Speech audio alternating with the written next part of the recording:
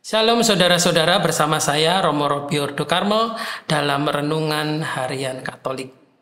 Saya ingat bagaimana beberapa puluh tahun yang lalu mengawali jalan panggilan imamat saya. Sejak saya tamat SMA tahun 1997, lalu saya masuk seminari menengah Santo Vincentius A. Paulo di Garum, Blitar melalui jalur kelas persiapan atas atau KPA. Nah, sebelum masuk ke sana, biasanya saya waktu itu diminta rekomendasi dari sekolah dan pastor paroki. Ada tes pengetahuan umum, ada tes agama, lalu ada interview wawancara di seminari dan harus bermalam di sana selama 3 hari. Lalu menunggu hasilnya, setelah itu beberapa bulan kemudian menunggu hasilnya entah diterima atau ditolak. Kemudian puji Tuhan ternyata hasil tes saya baik dan saya diterima pada waktu itu.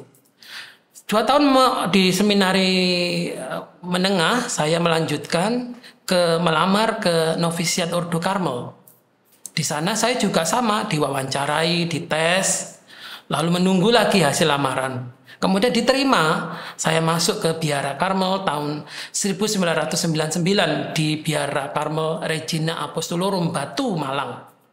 Dan kemudian saya melamar lagi setelah 2 tahun di novisiat, dari 99 sampai 2001, saya melamar lagi untuk kaul pertama, kaul mengucapkan kaul kemiskinan, kaul ketaatan, ya. Kalau kemurnian ya tahun 2001. Nah, di sana saya harus menunggu apakah layak diterima atau tidak. Kemudian ternyata diterima bersama dengan 10 orang teman saya waktu itu mengucapkan kaul pertama. Teman saya mengatakan itu seperti nikah massal pada waktu itu. Sungguh indah ya. Dan kemudian setiap tahun kemudian saya harus melamar terus.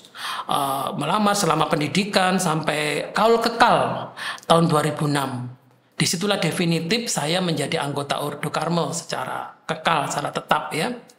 Dan kemudian karena saya menjadi calon imam, saya harus melamar lagi untuk diakonat, menjadi diakon. Lalu untuk menjadi imam, melamar lagi juga. Tahun 2008 saya ditabiskan menjadi imam. Prosesnya lumayan panjang untuk sampai ke jenjang imamat. Bila dibandingkan dengan Injil hari ini, para saudara, Yesus memanggil para rasulnya seketika juga. Ketika Yesus berjalan menyusuri danau Galilea, ia melihat Andreas, Yohanes, Petrus, dan yang lainnya. Ia memanggil, mari ikutlah aku. Dan mereka mengikuti Yesus. Sepertinya proses perekrutannya sangat cepat dan spontan dibandingkan dengan pengalaman saya menjadi imam yang sekian puluh tahun sampai imamat. Nah, Yesus memanggil orang-orang sibuk, bukan orang-orang yang nganggur, orang-orang yang bekerja sebagai nelayan di tepi danau Galilea. Mereka semua bukan orang pengangguran, orang yang sibuk bekerja, orang yang memusatkan perhatiannya pada keluarga. Tapi Yesus sungguh mempesona.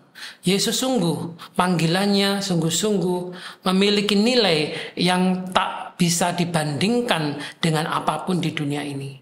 Ketika Yesus memanggil, para muridnya menanggapi dan mereka meninggalkan pekerjaannya, membereskan jalannya, bahkan mereka meninggalkan keluarganya dan mengikuti Yesus.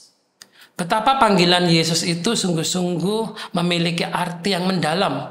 Bukan hanya mengikuti, tapi hidup mereka diubah. Dari penjala ikan menjadi penjala manusia. Mereka tidak lagi memikirkan hal yang duniawi, tapi memikirkan apa yang menjadi kehendak Tuhan, yaitu mewartakan kerajaan Allah. Saudara-saudari yang terkasih, panggilan Yesus pada para murid ini sungguh-sungguh menginspirasi banyak orang. Ada banyak orang yang mengikuti Tuhan dengan cara yang berbeda-beda. Ada yang terpanggil berkeluarga, ada yang terpanggil menjadi orang single tapi ingin melayani Tuhan. Ada juga yang menjadi klerus, uskup, imam. Ada juga yang menjadi biaran-biarawati dan bermacam-macam bentuk pelayanan. Mari pada hari ini dengan Injil yang panggilan Tuhan terhadap para murid, kita juga berani memberi kesaksian bahwa hidup kita bukan untuk diri kita sendiri, tapi hidup kita dibaktikan untuk Tuhan dan melayani sesama. Marilah kita sungguh-sungguh mengikuti Yesus dalam kehidupan kita, dalam status hidup maupun cara hidup yang kita hayati masing-masing. Mari kita merenungkan.